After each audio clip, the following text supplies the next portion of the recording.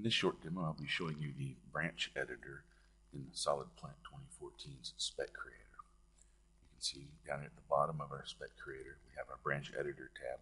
Clicking on this, it shows our branching chart. The branching chart shows on the left side our main sizes, and in this spec we are running from 1/2 to 10 inches, and along the bottom we have our branch size, once again from 1 1/2 to 10 inches.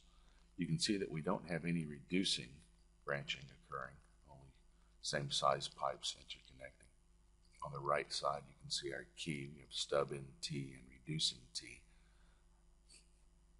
These represent what will be used in that particular intersection.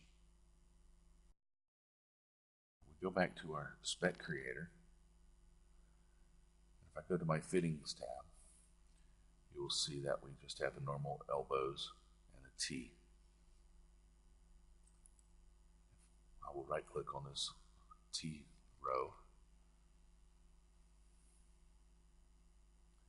select duplicate. We'll make another one. So this is a very quick way to duplicate an item with almost the same settings. We will select the reducing T for this class. Showing the preview shows that we now have reducing T's set. If I go back to my branch editor tab, you can clearly see that now we have a TR representing reducing T in all of the intersections where those pipes could fit together. We still have some areas here where we would like branching to be able to occur. So we will use our stub in. And what we will do is I will do a box select in this area.